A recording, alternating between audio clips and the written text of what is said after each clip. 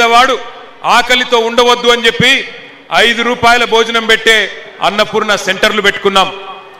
200 రూపాయల పెన్షన్ కాంగ్రెస్ ప్రభుత్వంలో ఉంటే దాన్ని పెంచి 2000 పెన్షన్ చేసుకున్నాం.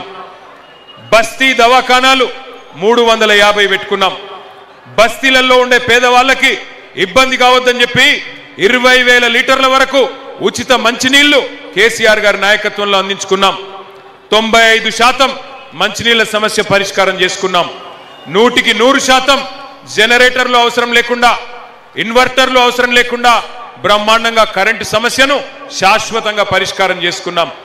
పేదవాడి కోసం మీ జూబ్లీ హిల్స్ నియోజకవర్గంలోనే 1000 పడకల ఆసుపత్రి వెంగళరావు నగర్ డివిజన్ లో టిమ్స్ హాస్పిటల్ కట్టుకున్నాం.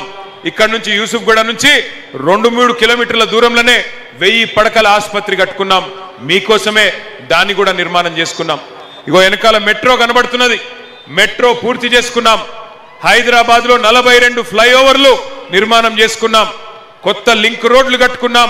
ఒకవైపు అభివృద్ధి, మరొక వైపు సంక్షేమం, రెండింటిని 2 కళ్ళలాగా బ్రహ్మాండంగా కాపాడుకున్నాం. హైదరాబాద్ లో పరిశ్రమలు తెచ్చుకున్నాం. అమెజాన్, గూగుల్, మైక్రోసాఫ్ట్, ఫేస్బుక్ లాంటి పరిశ్రమలు, వేల పరిశ్రమలు తెచ్చుకున్నాం.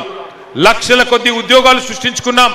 తద్వారా హైదరాబాద్ లో ఉపాధి అవకాశాలు పెరిగి చిన్న వ్యాపారాలు, పెద్ద వ్యాపారాలు అన్ని కూడా విస్తరించినాయి. 10 ఏళ్లు సుకూన్గా ఉన్నాం. మరి ఇవాళ ఇక్కడికి వచ్చిన మా ఆడబిడ్డలు, అన్నదమ్ముళ్ళు, మీరందరూ ఒకటి ఆలోచన చేయాల. ఎప్పుడైనా సరే కొన్ని డబ్బులు కూడబెడితే ఏ మనిషి అయినా ఏం ఆలోచిస్తాడు? నా కుటుంబానికి, నా పిల్లలకి ఏం కావద్దు, దబ్బన నాకేమన్నా అయినా, నాకేమన్నా ఇబ్బంది వచ్చినా నా పిల్లలకు, నా కుటుంబానికి ఏం కావద్దని చెప్పి ఆలోచన చేసి 20 లక్షలుంటే 20 లక్షలు, 30 లక్షలుంటే 30 లక్షలు ఒక ప్లాటో, ఫ్లాటో కొని పెడతాడు. మరొక్కసారి ఇక్కడికి వచ్చిన ఆడబిడ్డలు, అన్నదమ్ములు ఆలోచన చేయాలి. ఆ రోజు కేసీఆర్ గారు ఉన్నప్పుడు భూముల ధర ఎట్లుండే, ఇవాళ కాంగ్రెస్ ప్రభుత్వం వచ్చినాక ఎట్లయింది? మీ కండ్ల ముంగట్నే మీరు సంపాదించుకున్న, మీరు పెట్టుబడి పెట్టిన మీ ఆస్తి హారతి కర్పూరం లాగా కాంగ్రెస్ ప్రభుత్వం వచ్చినాక కరిగిపోతున్నదా లేదా ఆలోచన చేయండి.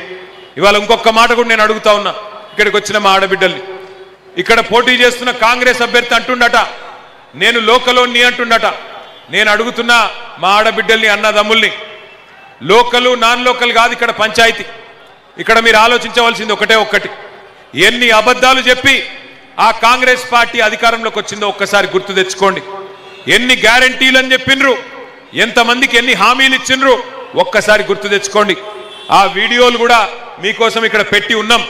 ఒక్కసారి చూడండి. 6 గ్యారంటీల పేరిట ఎన్ని రకాల మోసాలు చేసిండ్రో.